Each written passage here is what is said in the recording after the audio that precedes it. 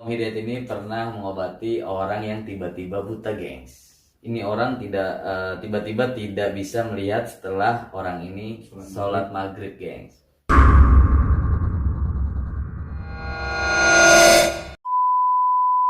Lanjut Om, cerita yang tadi ngobatin itu ya, pasien tiba-tiba buta itu ya, itu aneh juga tuh. Ceritanya gimana tuh? Ceritanya udah malam tuh, udah malam Om.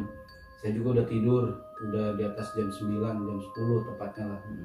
Jam 10 tiba-tiba ada tetangga ngetok pintu dan anak saya yang bangun. Pak, itu ada orang ngetok. Saya lihat siapa, dan orang udah pergi karena udah kelamaan ngetok. Akhirnya saya masuk lagi, dia ngetok lagi datang. Saya tanya, ada apa Pak, malam-malam? Saya bilang, saya udah tidur, maaf tadi nggak kebuka, saya bilang. Dan akhirnya, ini Pak, saya ponakan saya, kata dia, tiba-tiba buta habis sholat maghrib.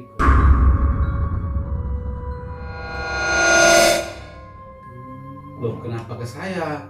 Saya bilang. Dia bilang, saya udah ke Ustadz, kata dia.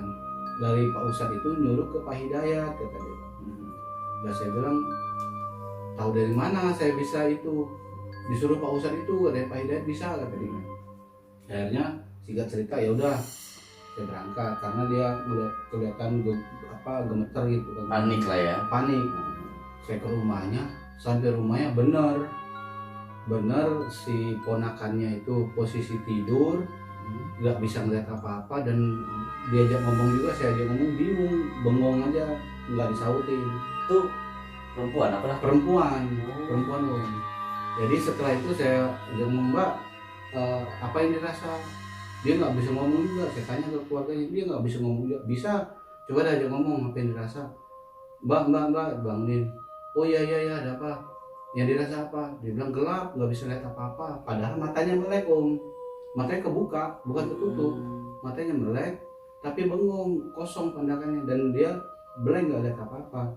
Tapi dia bilang nggak bisa ngeliat apa-apa. Iya, gelap, semua gelap, kata dia kan, semuanya gelap, nggak kelihatan terus? apa-apa. Dan saya lihat, waduh, ini bukan dia. Jadi ada goib yang di dalam badannya, matanya ditutup. Nah, ditutupnya itu bukan ditutup pakai tangan, yang saya lihat tuh ditutup pakai kayak dibalut pakai perban gitu. Saya lihatnya, waduh, ini mah. Setelah saya duduk, saya lihat kan itu dapurnya selurusan doang tuh. Saya lihat ke arah dapur, yang orang ini duduk di situ, tapi ngeliat ke yang matanya buta ini. Oh, si yang perempuan ini? Iya, perempuan yang buta ini duduk di dapur dan ngelihat ke arah kita, ke arah dia juga. Dia duduk bingung gitu kan, diem aja sambil senyum-senyum ke saya. Loh, kok ada di situ? Saya bilang kan. Oh, jadi Om Dayat aja nih yang lihat. Iya, saya keluarganya nggak ada yang lihat. Nggak ada yang lihat lah. Saya bilang, kok ada di situ orangnya, jasadnya di sini, saya bilang. Nah, singkat cerita, saya keluarin lah, saya bikin air, kemudian saya bacanya tuh saya nggak baca aneh-aneh. Bacaan saya cuma syahadat Om. Jadi saya syahadat, ya Allah, dengan air ini jadi racun bagi jin zolim yang ada di badan si Mbak ini. Nah, akhirnya dipaksa minum pakai sedotan Om. Mau dia minum pakai sedotan. Nah, setelah minum itu dia muntah-muntah, badannya gemeteran, dan seluruh badannya tambah lemes, nggak bisa ngapa-ngapain, lemes semua. Akhirnya saya kasihan, udah saya tarik pakai tangan, saya buang.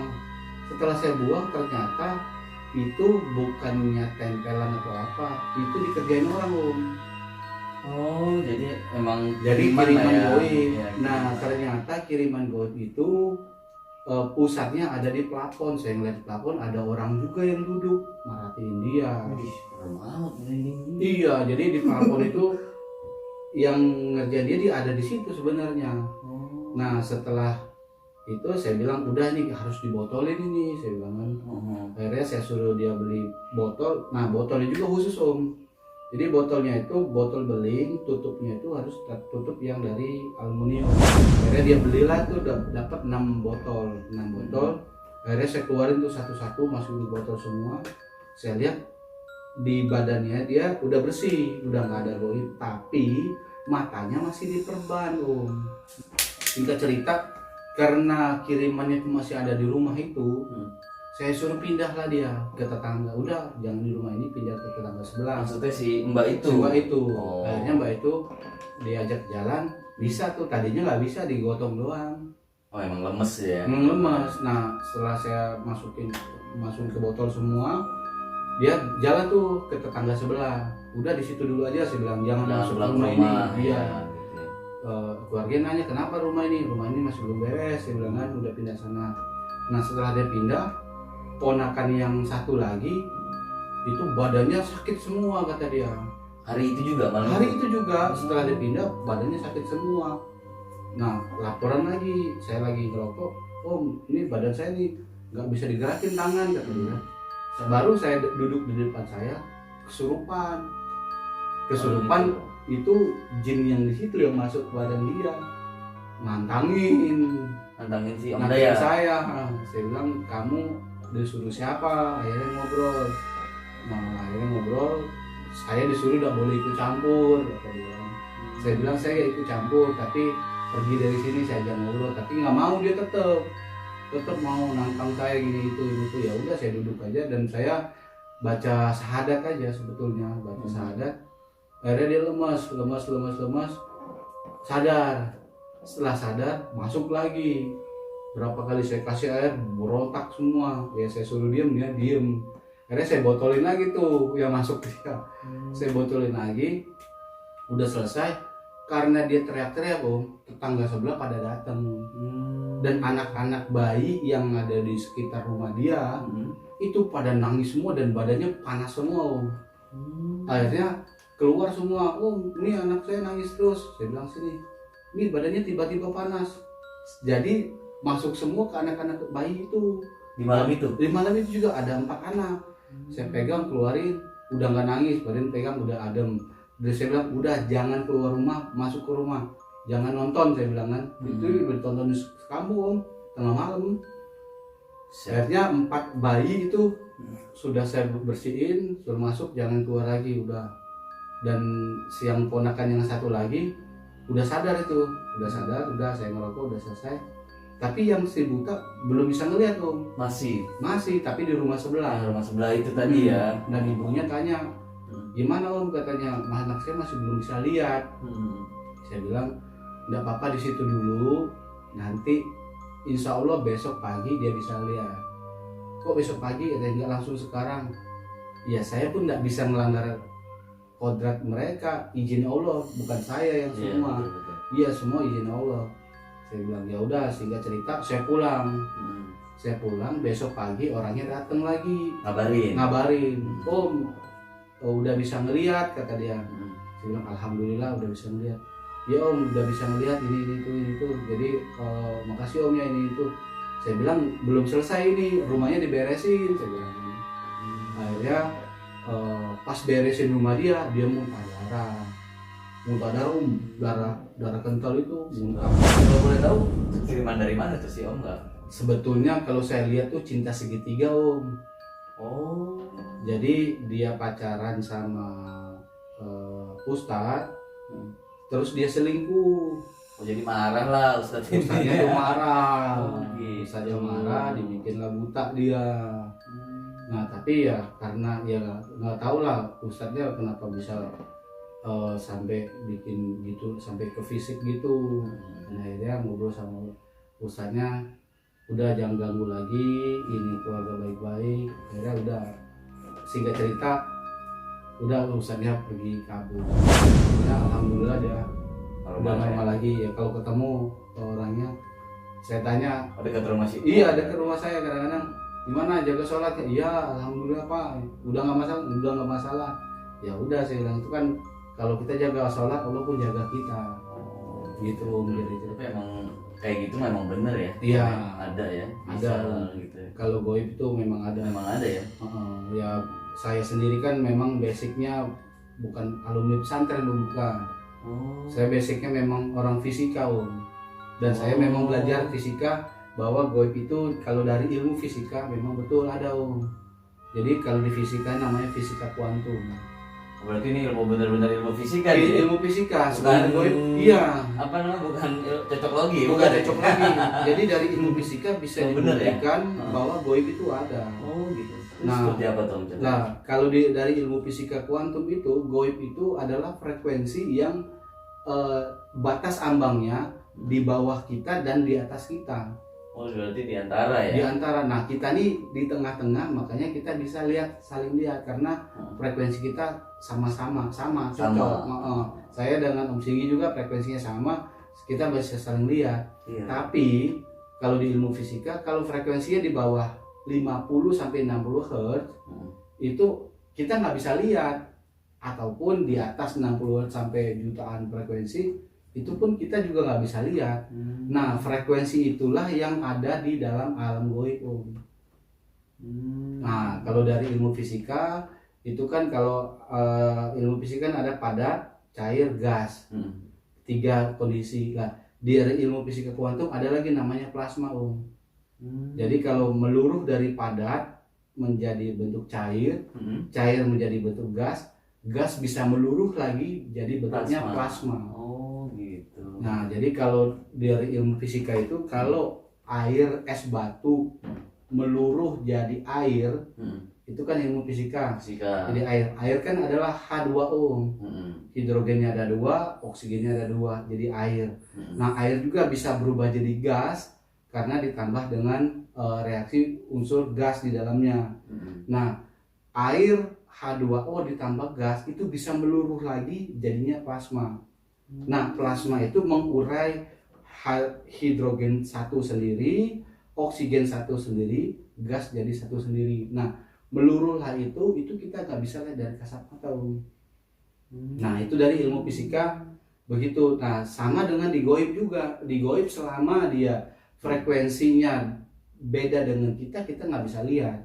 Tapi kalau frekuensinya sama dengan kita, makanya kadang-kadang orang bisa melihat goib. Kayak saya bisa ngelihat, oh di situ ada ini, di situ ada ini, seperti ini. Nah, itu saya bisa mengontrol frekuensi yang ada di badan saya, mencocokkan dengan frekuensi yang ada di sekitar saya.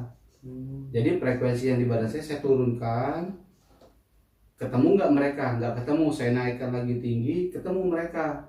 Nah, berarti saya bisa mengukur ini derapnya segini, orangnya begini, bentuknya begini. Nah, dari frekuensi cacahan itu jadi gambar jadinya, Om. Nah, gambar itulah yang kadang-kadang saya uraikan dengan pikiran dan saya ucapkan dengan lisan. Jadi dari gambar itulah yang saya rasakan dan saya lihat, saya bisa cerita, oh bentuknya segini goibnya bentuknya segini. Karena apa? Saya mencocokkan frekuensi yang ada di saya dengan frekuensi mereka. Oh, berarti kayak anak-anak indigo gitu ya? Iya, bisa mencocokkan frekuensi betul, sama di sekitar dia gitu ya? Jadi kesimpulannya jin goib yang ada di sekitar kita tuh memang ada.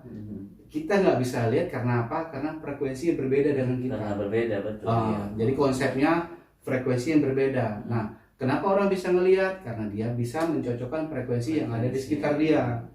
Nah, entah itu frekuensinya di bawah ataupun di atas. Oh gitu. Jadi kita bisa ngelihat. Makanya kalau di Al-Quran itu ya rukun iman aja lah. Rukun iman kan percaya pada kode dan kodar. Kode dan kodar kan ketetapan baik. Nah, kode dan kodar pun itu goib, gak bisa dilihat. Iya. Kalau kita nggak percaya sama goib, kita nggak percaya sama kode dan kodar. Betul. Ya, itu berarti keimanan kita harus dipertanyakan. Tapi kalau dari sisi sains, dari ilmu fisika, memang benar goib itu ada. Karena dia bisa meluruh. Meluruh itu mengurai satu persatu, jadi nggak bisa kita lihat. Nah, proses es batu pun jadi cair, kita nggak bisa lihat prosesnya seperti apa, tapi tiba-tiba jadi air sendiri gitu. Nah, sama di goib juga gitu. Seperti itu lah. Seperti itu. Seperti itu. Tapi nanti kalau Om Singgi mau cerita detail lagi, kita buka sesi berikutnya aja kan. Betul. Gitu. Sorry nih Om ya, saya tanya ya. Jadi kalau kan ada nih ya, yang katanya kan buka mata batin, jadi kita bisa melihat. Nah, itu sama orang pinter lah ya, misalkan sama orang pinter. Contohnya Om Sabto nih dibuka mata batinnya, terus Om Sabto bisa melihat. Nah, itu kerjanya seperti apa tuh? Itu kalau dari kronologis topologi di dalam badan, bahwa frekuensi yang ada di Om Sabto itu batasnya itu dihancurkan batasnya. Sama si orang pinter ini yang Sampai buka orang mata pintar batin. buka mata batin. Jadi batasan frekuensi ambang bawah dan ambang atas itu dilepas. Jadi nggak ada batas ambang bawah dan atas. Iya, Itu jadi langsung loss. langsung loss saja. Makanya orang-orang setelah dibuka mata batin dia bisa melihat semua. Karena apa? Batas frekuensi itu udah dilepas. Jadi dilepas itu batasnya, udah dia bisa melihat. Ya itu resikonya banyak yang dilihat. Resikonya Resikonya itu. itu. Kalau Jadi, nggak kuat-kuat bisa Kalau stres ya. ketakutan, Bisa gila ya. ya bisa gitu. Buset. Serem juga ya. Berarti emang bener ya susah ya. Iya. Kalau orang lihat kayak gitu ya. Sebenarnya ya saya juga nggak mau lihat-lihat gituan, cuman karena bisa membedakan ya sebetulnya dari ilmu teori aja, ilmu teori saya gabungkan dengan pemahaman yang ada di ajaran agama dan di Al-Quran juga. Akhirnya saya bisa mengontrol frekuensi itu. Dan bisa mengontrol itu artinya saya bisa melihat goib. Dengan kronologis itu juga saya bisa narik mereka, saya tahu mereka ada di mana, saya masukin botol. Kenapa di botol? Di botol pun saya masukin baca minta sama Allah itu doa Nabi Sulaiman sebetulnya. Nabi Sulaiman kan bisa ngobrol sama bicara sama hewan semua. Ya, dia bisa jadi penarik. Betul.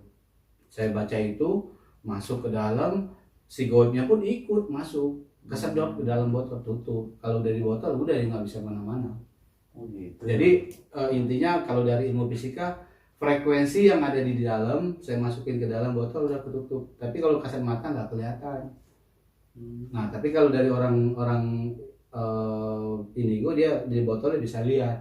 Orang awam megang botolnya hangat. Kosong aja ya tapi. Iya tapi hangat dipegang, hangat dipegang. Oke gengs, mungkin itu aja cerita dari Om Hidayat ya kan. Dan untuk teman-teman yang punya cerita horor atau mistis yang pernah dialami pribadi, bisa langsung aja kirim emailnya di sini ya gengs ya. Nanti cerita horor teman-teman bakalan gue publish di channel Bagas Pro ini ya gengs ya. Oke gengs, kurang lebihnya mohon maaf. Wabillahi taufiq wal hidayah. Wassalamualaikum warahmatullahi wabarakatuh.